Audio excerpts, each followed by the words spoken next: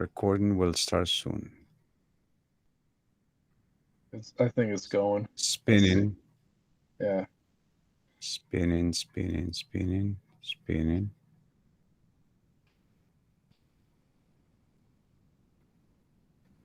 I think it's recording Is because it? Okay, it's on my now recording. feed.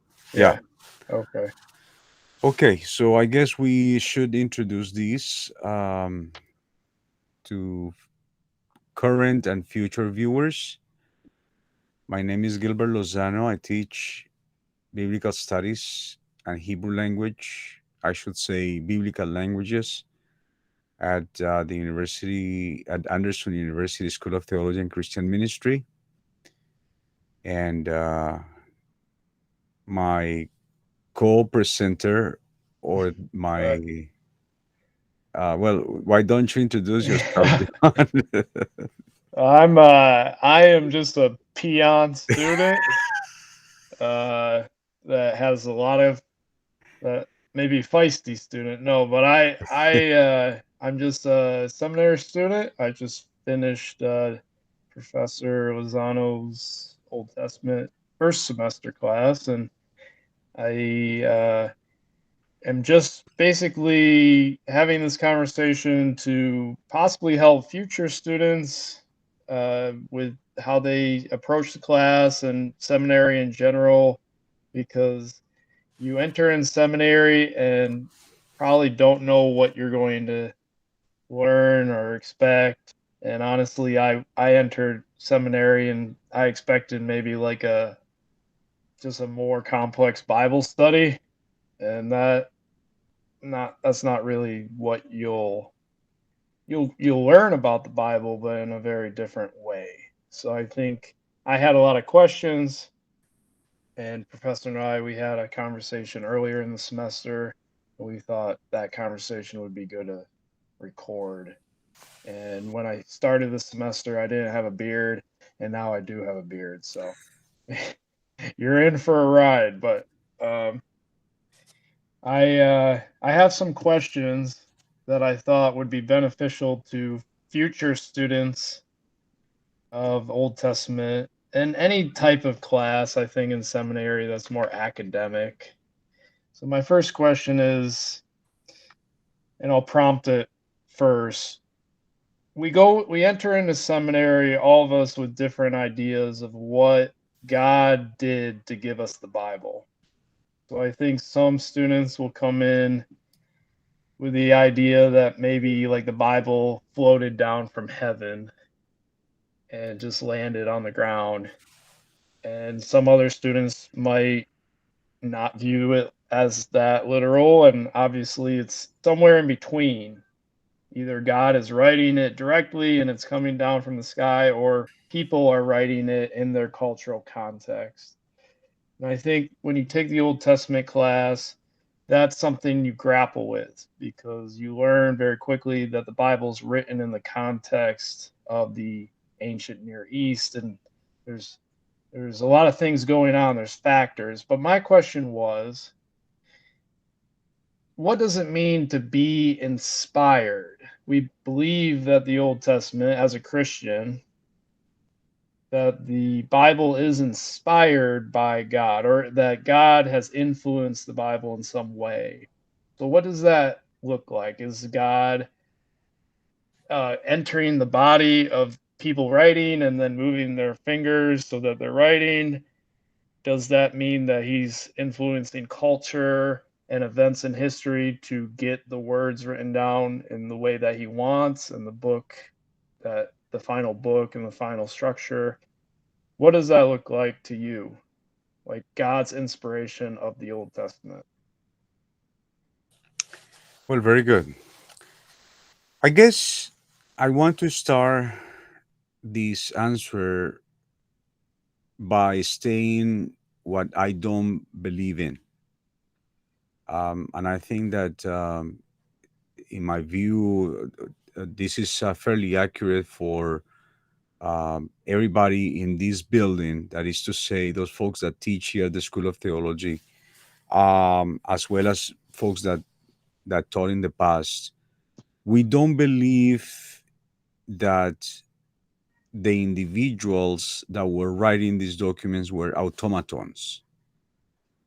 In other words, we don't believe that God, that the Holy Spirit had basically hijacked, had kidnapped the individual and was simply using the individual's hand or the individual's hands to write these books. In other words, the view there's a view that is actually quite pervasive, quite prevalent in Mm-hmm. large circles out there, especially in the Protestant church, is that the individual had no awareness of what they were writing.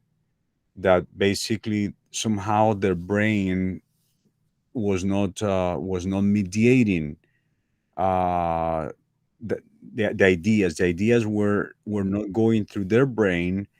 The holy had was simply using a hand to write these sacred documents. Right? We don't believe that. Rather, what I think every one of us believes is that the inspiration is rather a conflation of the divine and the human at the same time. So is the inspiration, of course, here the word, I guess we one could go into the etymology of the word. From the word inspiration comes from two Latin words, in spiritus, right? So uh, the divine working in the spirit, in the innermost self of the writers, leading them to see reality as being moved by the action of God. And these individuals, whether in the Hebrew Bible, in the Old Testament, or in the New Testament, are then very much moved by the action of God, that then they are led to write, right? Um, so let me offer a couple examples, one from the Old Testament, one from the New Testament. So the inspired writer of Psalms, right? So we know, for instance, that in the book of Psalms we don't have a single writer, we have a multiplicity of writers, and that's actually the Psalter, the collection of the Psalms themselves, do tell us that they are written by a number of different individuals. A person, a composer, a poet, because those are all poems, are writing very much inspired by or moved by their own experiences with God, or by circumstances, really. So an individual is suffering from a disease. An individual has experienced hardship in life. An individual has become injured in some way, and then they write a poem. Right? They write a call to God, a call to action.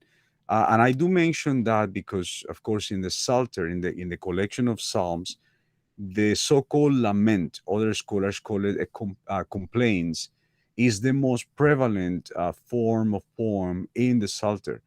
So the complaint, the lament, is a human reaction to circumstances, whether the person is suffering from personal tragedy, from sickness, from all those things that we experience in life, and the person then is responding in a cry to God for action.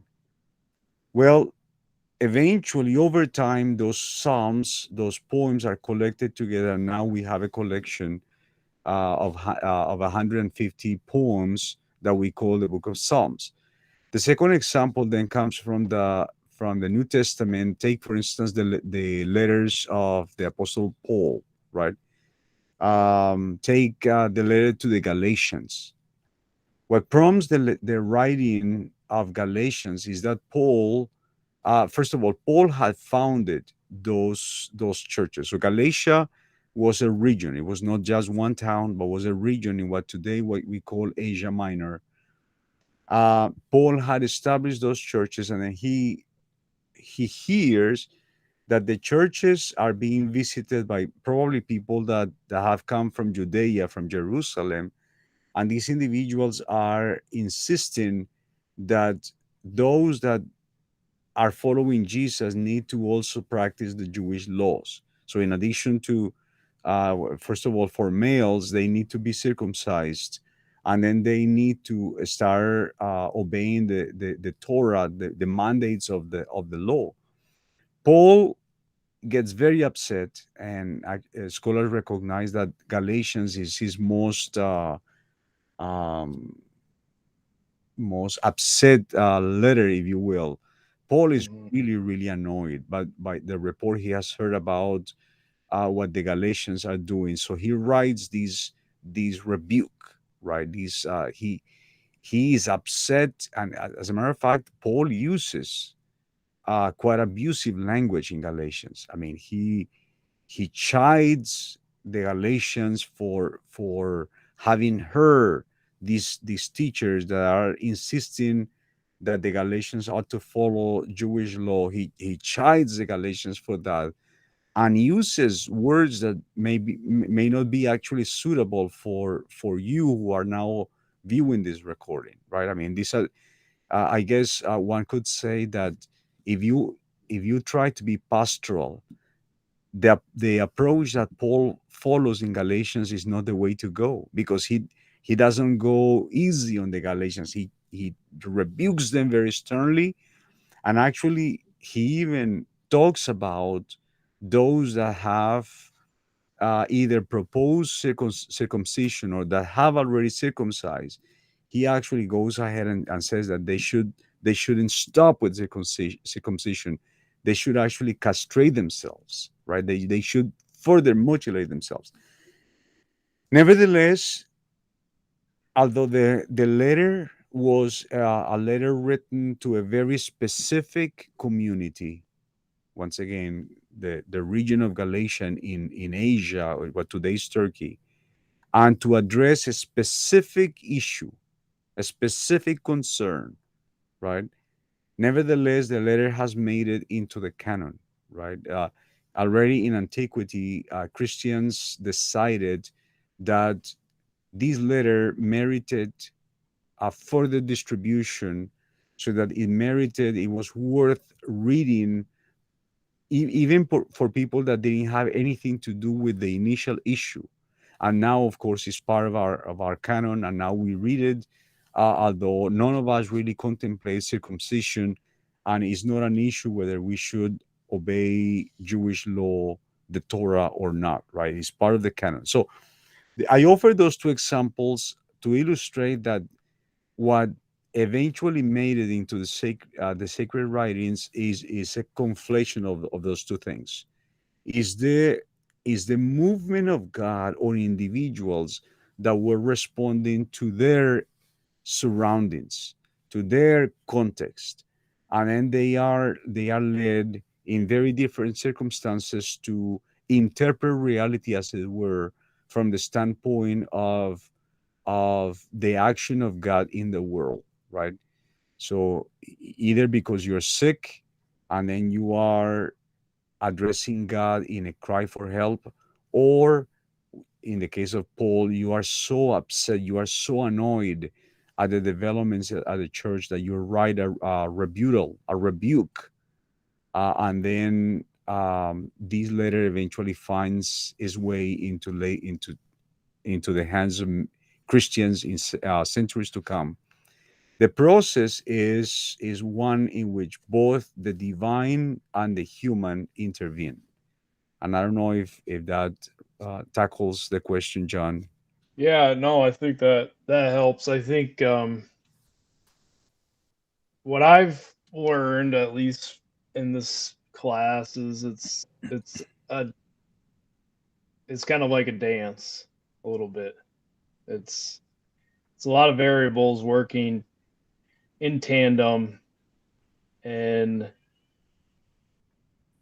the simplistic explanation is not the right explanation. It's I think you can go into these things and be overly simplistic, but it's complex, and I think that God is orchestrating it in his way, and that what we have today in the scriptures is inspired by God, but like you said, it's not like it's an automaton, type of thing. And Hmm. I no, I think that should help, because when you get into academia in these types of classes, it's very easy to forget that God's even inspiring anything. It's very easy to be like, okay, I just have this guy in a room and he's writing this because he wants to make this appear better for the Davidic line, or Hmm. he has this goal in mind. So it's almost goes the total opposite. It goes, this isn't inspired at all, and this is just a means to an end with a human purpose Hmm. behind it. So Hmm. many times that's how it can feel, and you can forget that God is working through these people. Would you agree that that can be a thing, that when you get into these academic like readings, it can feel that way? Sure, I think that there is a possibility of forgetting, uh, of actually losing the forest for particular woods, right? So Mm-hmm. I enjoy walking in the woods.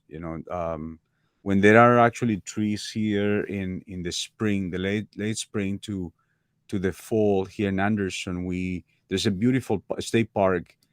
You will find me there every Sunday afternoon walking in the woods, right? Because I Yeah. love doing that. You could so enjoy looking at a particular tree, right? I just like that tree so much, the foliage, the shape of that tree, the height of the tree, that you start missing the forest, the totality of the woods, because of your Mm-hmm. focus on the one tree, right? Mm-hmm. So I mean, someone might actually come and snap you out. I mean, tell you, Yeah. snap out of yourself. You have to look at the beauty of the woods. There are many other trees, and it is actually better when you see the woods in their totality. You just don't focus on the one tree, regardless of how beautiful it may be, how tall it may be, how old it may be. There is beauty in seeing the whole thing, the whole, right? Mm-hmm. But I want to go back to something you said, John. You used the word orchestrate, orchestra, and Mm-hmm. I think that would be even maybe a better analogy than the ones that we have used thus far, because especially when you get a classical orchestra, you have the conductor, right? And the conductor is reading the entire script, right? All the notation of the entire production. But then the conductor is the one that elicits, that brings a particular section of the orchestra when they have to play. Of course, not everybody, except perhaps the violins, not everybody plays together at the same time, right? Mm-hmm. There are times when the violins play this particular piece. Then you have the cellos, then you have the violas, then you have the trumpets, then you have the flutes, then you have the piccolos, then you have the drums make their big noise, right? And these different players are entering the piece according to the instructions that they are getting from the conductor, right? The Mm-hmm. director.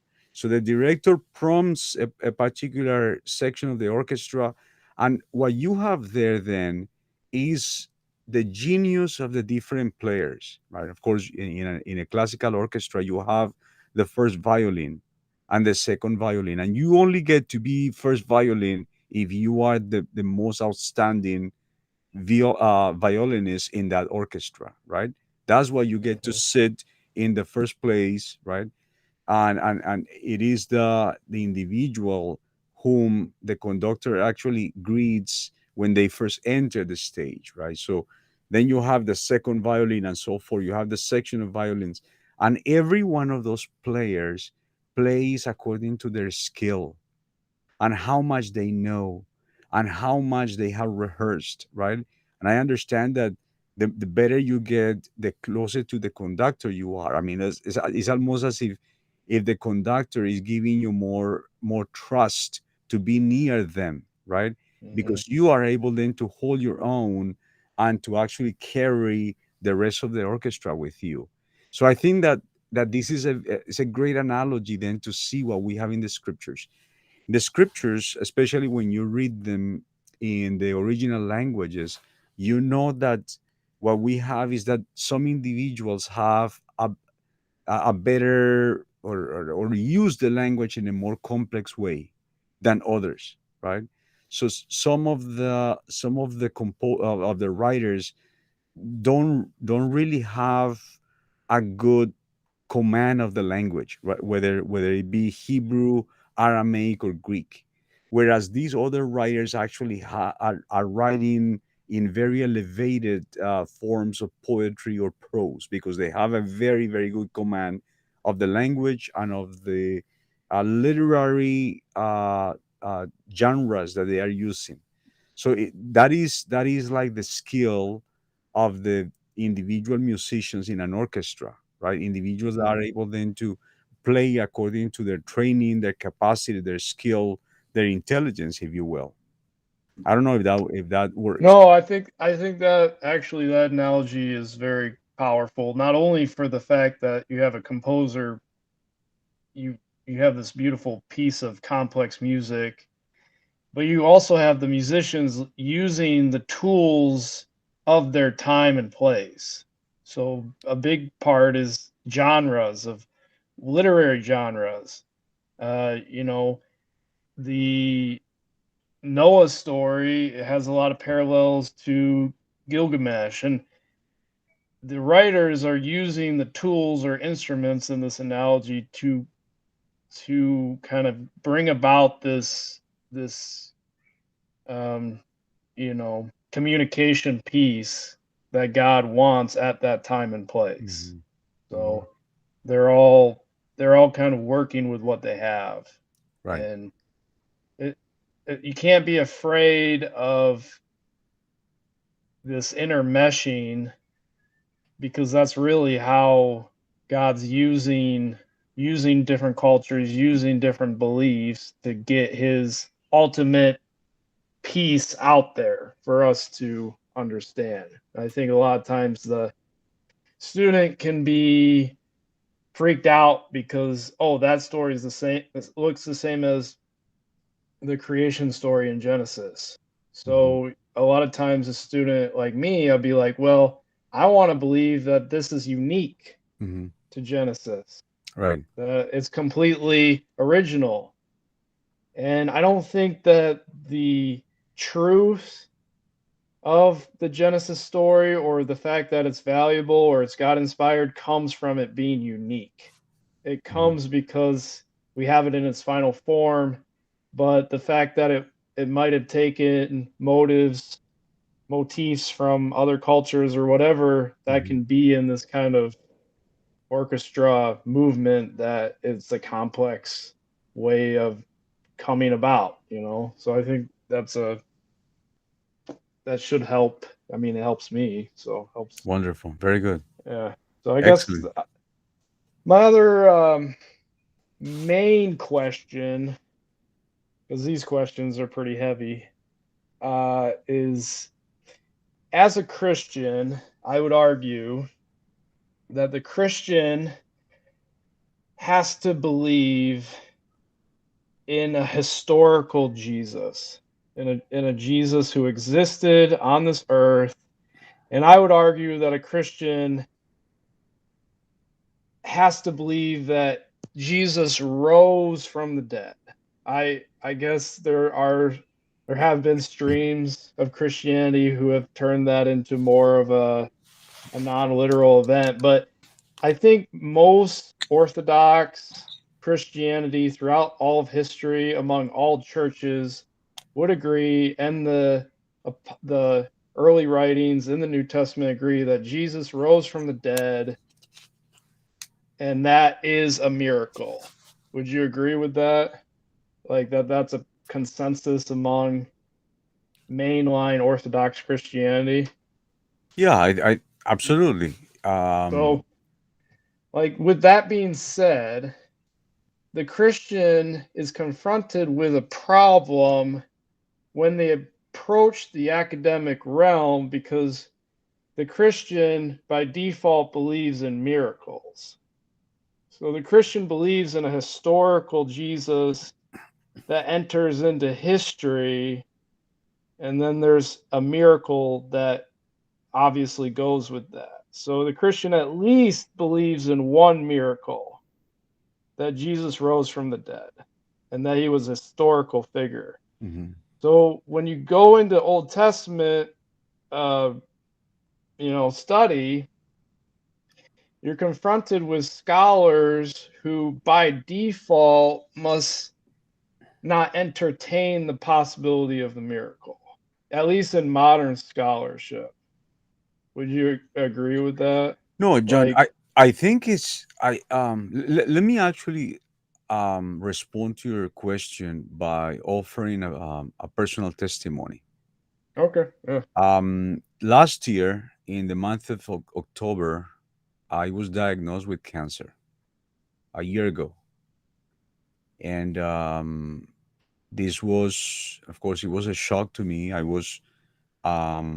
had been teaching, although I felt very tired in the months leading up to my diagnosis. I was, for the most part, I continued to function as I always have, right? I mean, I gave my classes, I conducted myself, or tried at least to normally, right? Then I received my diagnosis, and then the course of treatment was as initially 6 months of chemotherapy, right?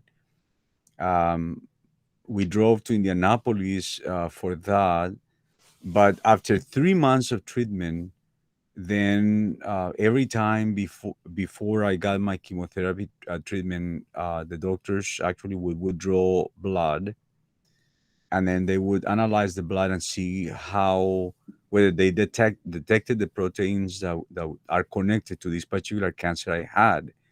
So after 3 months, they did not find it anymore, right? And then basically the treatment was suspended, and I was said to be in remission. Now, right before we began this conversation, as a matter of fact, I was talking with a colleague, a fellow that also teaches here, and he was using the language of miracle, saying that Hmm. given the fact that I received a diagnosis in November of last year that was kind of a dead sentence. I mean, I was told you are so taken by the disease that you may actually die in the next 2 months, right? Hmm. Um, After only three treatments, I was said to be in remission, and then this person was saying, "Well, you need to tell people that this is a miracle." Hmm. So I offered that as a way to suggest that when one looks at certain historical events, certain historical occurrences, there may be multiple interpretations. For Hmm. people of faith, people that actually see God at work in the world, things like this are really so uncommon that one has to understand them as the result of divine intervention. Hmm. Because I mean, you receive a diagnosis in which they tell you may actually die in the next 2 months, and then 3 months later, or actually in that case, it was basically a month and a half later, I was said to be in remission. Yeah. One looks at that and says, miracle. This is definitely the workings of God, right? Now, I remember that I went with one of my colleagues to see the oncologist in Indianapolis, and he was doing a biopsy, and we were visiting with the doctor right before the biopsy, as a matter of fact. And I offered the word miracle, and actually I mentioned that I believe in God and I believed in God's action, and this fellow did not say anything. Mm-hmm. because as a person of science, they don't they conceptualize things differently, right? So that looking at the same event, they offer other sorts of explanations, right? They may have said, well, you just got a lucky break, or the treatment Mm-hmm. function, or this particular combination of the chemicals that we use, this one plus that plus this one was the right combo to use in this particular case, and given your age, given so many factors, it just happened to work, right? Mm-hmm. So that is to say that when one looks at something, it really depends on, to a certain extent, one's presuppositions, one's pre understanding of the world, right? For us Christians, looking at the world and actually understanding that God is an active, forgive the redundancy here, an active actor in the world, a lot of what guides our lives is a result of God's guidance and God's activity and God's, once again, orchestrating events in the world as only God can do, right? Others that don't don't use this same way of looking at things could offer other explanations. But I think that for us, the operations of the world uh, take place with God, understanding God as a real actor, someone who intervenes in the history of the world, in the history of human beings, right?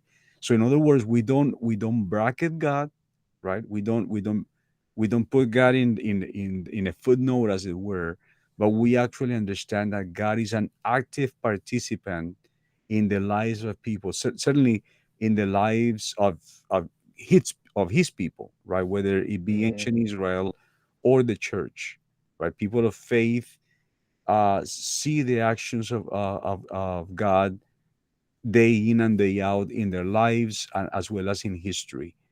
And I don't know if that has answered your No, question in no, any way. that no, that's good. I think in conjunction with the miracle question is we have the historical Jesus. So the what was confronted with when studying the Old Testament in the academic sense, one, obviously miracles, that presupposition is is not considered in the academic. You're not going to have a justification of some sort of truth in an Old Testament story that legitimizes the miracle. You're not going to have um, somebody say, an academic say, when Samson brought down the pillars, that was a miracle, or that's just one example, Mhm. or Jericho. Jericho's a good example. Probably a sticking point with a lot of students. A standard academic view of Jericho is that it didn't necessarily happen the way it was told in the Mhm. Bible. Mhm. It was told that way in the Bible for more theological reasons, but there's not really it. The idea of miracle is never really given any respect, or I mean it can't really be in a scientific academic worldview. So it's tough for the average Old Testament student to bracket all of these things. Like you just said, like we believe all that God is active, but the average student, at least for me, I felt like I had to bracket my views a lot. Like I had to Mhm. compartmentalize everything and be like, okay, like I'm trying to hold that God's active and there's miracles, but I'm also trying not to be ignorant of archaeological findings and what people academics are saying, that this was just a legend, right? Like this is how the J source writes, or this is how this school of thought writes. So bracketing can be very frustrating for the average student. And maybe speak about like how you, when you are studying like a Collins, which is the textbook we had, he's a he's a Harvard professor, right? Yale. So Yeah, he he's teaches at Yale. Yale professor. So obviously that comes with certain presuppositions. And how can we balance out a cold, calculated view of the Bible in an academic world and a spiritual, loving, God inspired Bible that really brought us to seminary in the first place? Mhm. How does the average student combine the historical Jesus and all the references in the New Testament to things that happened in the Old Testament, and then the academic who's saying that those events might not have happened even? Mhm. So maybe speak about that. Yeah, when you were talking, it just the topic of prayer crossed my mind, right? Prayer, which is so basic, so elemental, right? Um, we offer prayers all the time, right? It's likely that you and I have offered multiple prayers today already. Now, to a rationalist, to an individual that is led exclusively by mental processes, by the reason, prayer doesn't make any sense. I mean, to whom are you praying? Why do you say those things? I mean, you're praying to nothing. There's nothing out there. No one is listening to you, right? So you are a rationalist is looking at this event, at one event, which is you and I praying, and says you need to stop doing that. That is foolish. No one is listening to you. Now we look at the same event and actually say, no, it prayer is a real thing. Prayer is a real thing because there is a God who happens to be benevolent, who happens to be loving, who wants the best for us, and for whom this is a way that we communicate with, right? So for us, prayer is not a waste of time, is not a delusion, is not um, is not silly, is not foolish. Prayer is an act of love, is a communication, is a real thing, right? Not only that, but we find confirmation.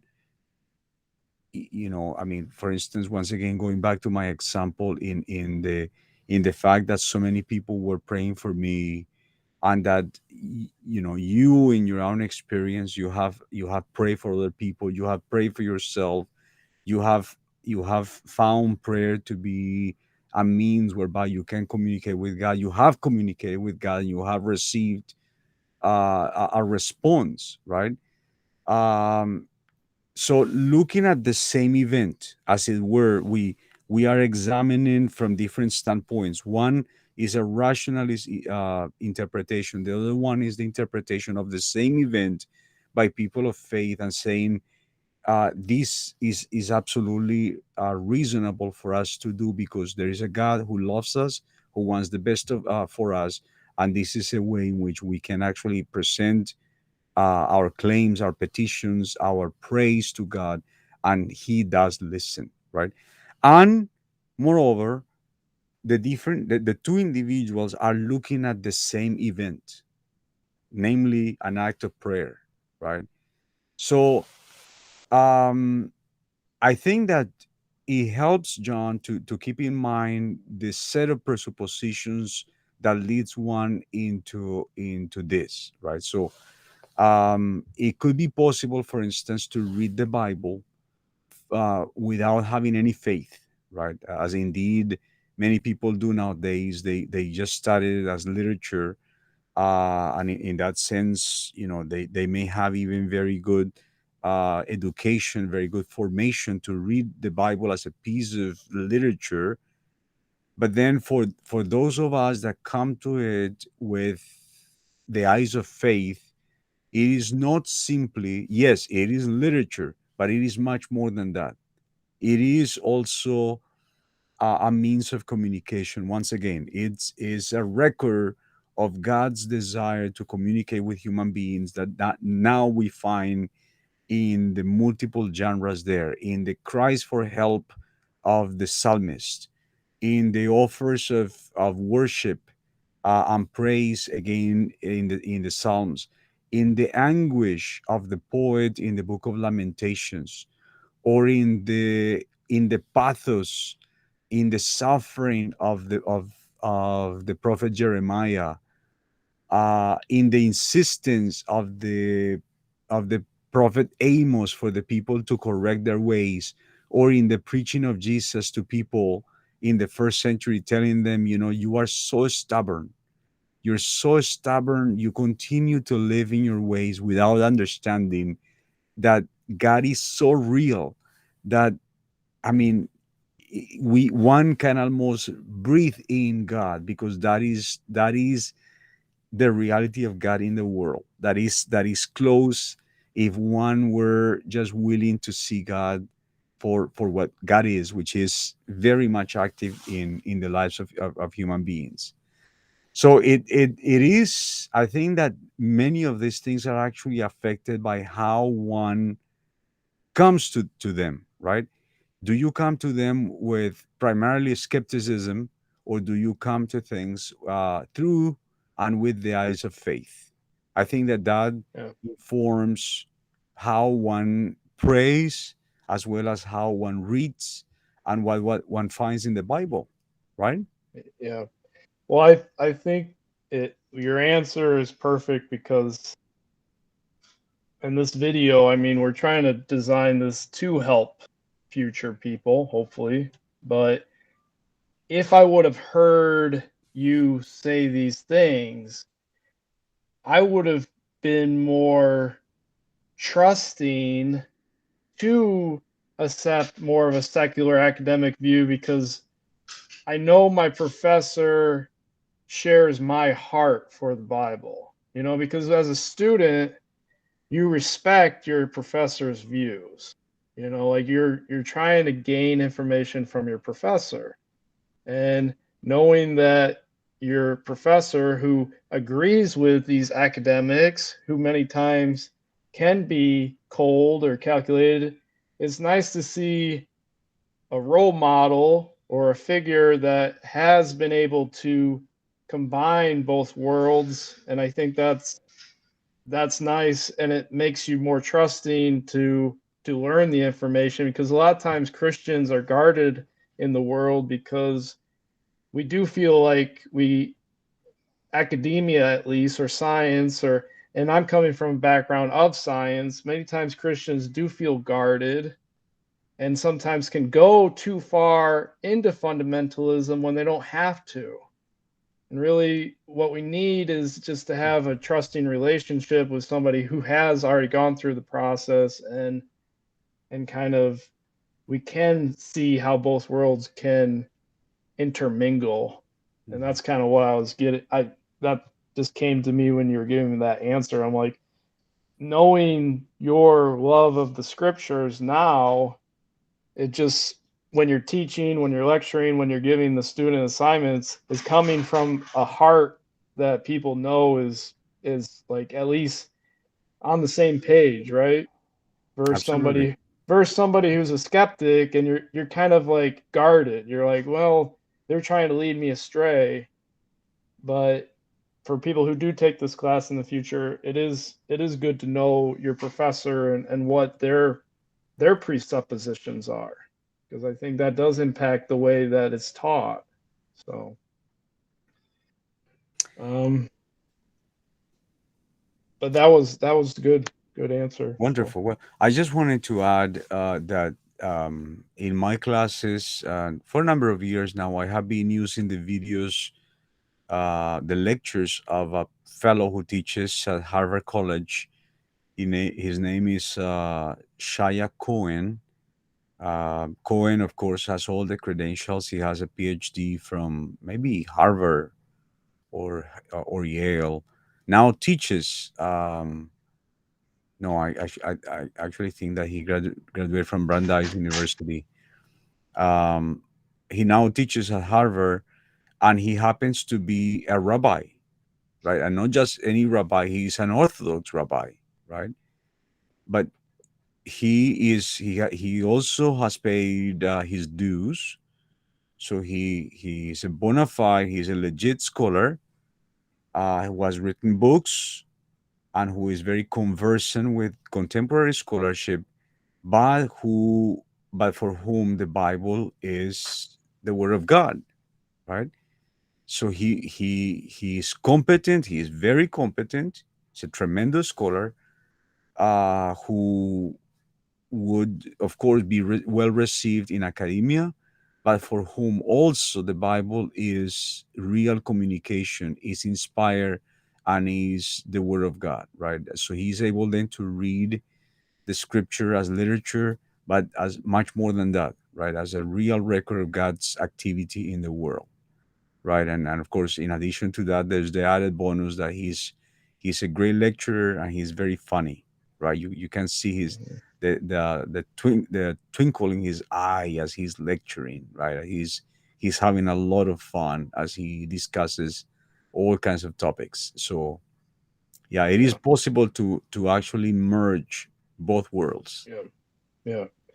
No, I think that that answers it really well, and I guess I just have one more question, and that is kind of a double question, but what do you want this like a student to leave your class with like what type of view of the Bible or kind of the one sentence thing of your goal with being a teacher in Old Testament, and then also what how do you want the student to use this information in their ministry? How can you use this more open view of the Old Testament? Maybe it's less fundamental, maybe it's expanded our minds on how God works, and how does that practically translate into the real world? Hmm. Yeah. Well, one wishes that the student acquire a desire for more learning, right? I am reminded now of that word of Jesus, and I don't recall exactly how he put it, but in a conversation with his disciples, Jesus is talking about the things that they would do after he leaves, right? And he says something to the effect of the teacher is happier when this disciple actually overcomes the teacher, something like that. So in other words, a good teacher, I think, is happier not just when the student gets to be at the level of the teacher, but when the disciple, when the student actually becomes a better teacher, a better scholar, a better student than the professor themselves, right?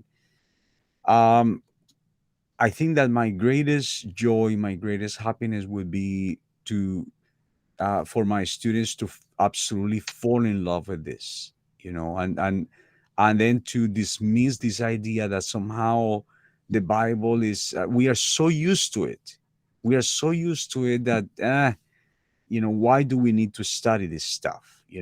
Which actually is the reaction that I get, not so much from my seminary students, but from my undergrads. I teach an undergraduate class here called Introduction to the Bible for undergrads who are either freshmen or sophomores. And very often their reaction when they find out that they have to take this Introduction to the Bible class is, why do we need to do that? Right? They've gone to church all their lives. They heard Mhm. the stories in Sunday school. They've been going to church since they were kids. Why do we need to do that? Right? Because they are familiar with the stories. And is that what we find there is so much more richer than you imagine. That is really, it is a fascinating thing that the more you delve into it, the more you realize that this is a deep, deep, deep well, and that we have just begun to drink, as it were, the top water, when in reality the well just keeps going and going and going, right? And there is a very, very rich and deep reservoir of fresh water, going on all the way to the bottom. And of course, we are never able to reach this bottom of the well. So I guess what I would like my students to inherit, to get, is the sense of awe and reverence for the scriptures, right? So that let's set aside the familiarity, this idea that we already know. And that is why I think that studying the Bible, for instance, in the original languages, is such an eye opener, because you are somehow forced to read them anew every time. So I read the biblical languages, and when I'm reading either Hebrew, Aramaic, or Greek. I I'm not reading in Spanish or Portuguese or English or any of the modern languages. You are forced to actually look at the text anew every time, and it just doesn't cease to amaze me, the beauty of the text and what one actually can get in the text when you come to the text with new eyes, with a new view every single time. So that's one thing.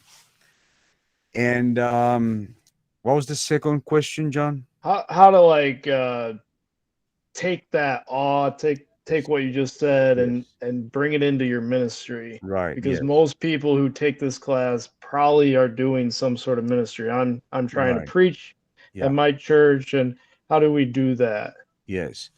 You know, I think that the last thing you want, the one thing that unfortunately happens quite a bit, is that our familiarity with the text distracts us from seeing the newness that is there. And we really fall into a trap of thinking that somehow this is an old book of recipes. You know, the book of recipes that I inherited from my grandma, that that my grandma left to my mother, and now is mine. And all I have to do, you just go there, and well, I sort of know, I mean, how to make chocolate pudding, right? Well, it's an old family tradition. Yeah, it's been in the family for 75 years, and all you have to do is open it, and you just follow the recipe, more or less as it is written, and then voila, you have your chocolate pudding. No, what we find there is a record, is the living word of God that is always new. So that I think that this is something that one would like that I would like my students to keep in mind, is that the scholarship actually helps us rediscover the Bible anew. So for the most part, scholars are actually trying to understand what the text is all about, right?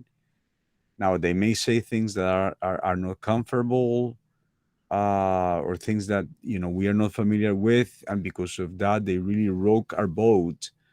But they are really trying. They are after truth, right?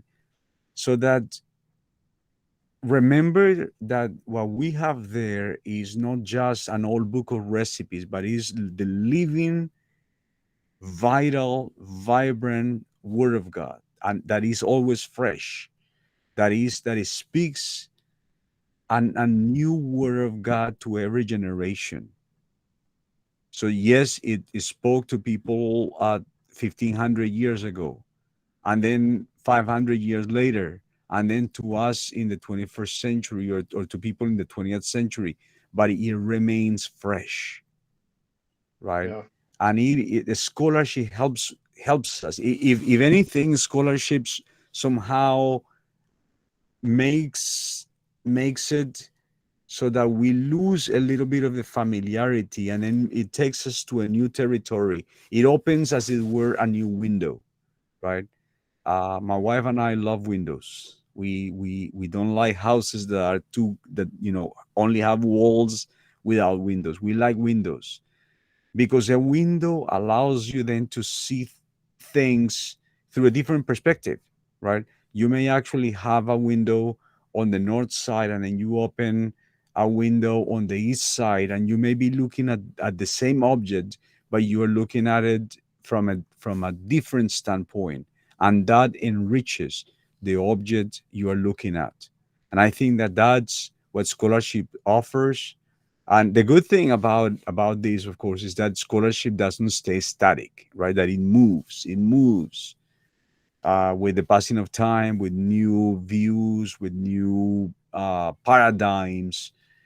This actually allows us to look at these ancient texts with new eyes, with new perspectives every time. No, that's I think bringing a perspective, a Christian who can enter into the realm of academia and put on the lens of the academic while still maintaining a love and appreciation for their faith is the best suited to bring energy and revival to the church, right? Because it's the person who has the ability to empathize and view things in other people's perspectives that can go out and actually make new changes for people in the missions. So I Absolutely. I think that's I think the the answer to for me, and I hope that it, it helps other people. I don't know exactly who will watch this, but I'm uh, I'm pretty satisfied with those answers. Well, So wonderful. Well, I want to thank you, John, for actually taking the initiative to do this. And I can only hope and pray that folks in the years to come will find this conversation useful. And yes, I'm very, very thankful to John, and uh, just keep reading, keep reading. When you are in the water, you're learning to swim or you're swimming laps, you hear your coach actually tells you, yell from the side, keep breathing, right? I would just tell everybody that watches this to keep reading, right? Which is actually is equivalent to breathing, right? Keep reading, keep breathing, because that's actually what was going to help you swim the distance. there's nothing that if you keep reading that's going to turn your faith upside down.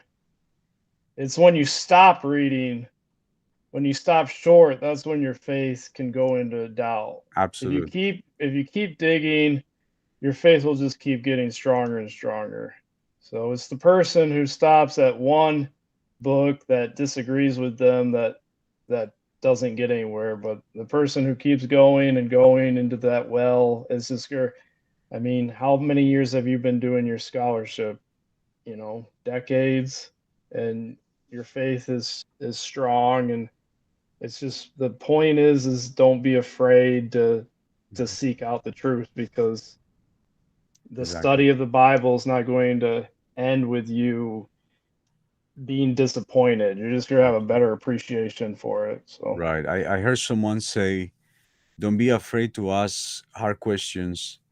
God is a big boy that can handle yeah, your questions, right? yeah, Yeah, absolutely. Well, thank you, John. Thank you so much for being willing to do this, and let's hope that our the generations to come will enjoy this. yeah, yeah. So, you want to stop the recording? Let's do that. Let me move here to stop the recording. Stop recording. Very good.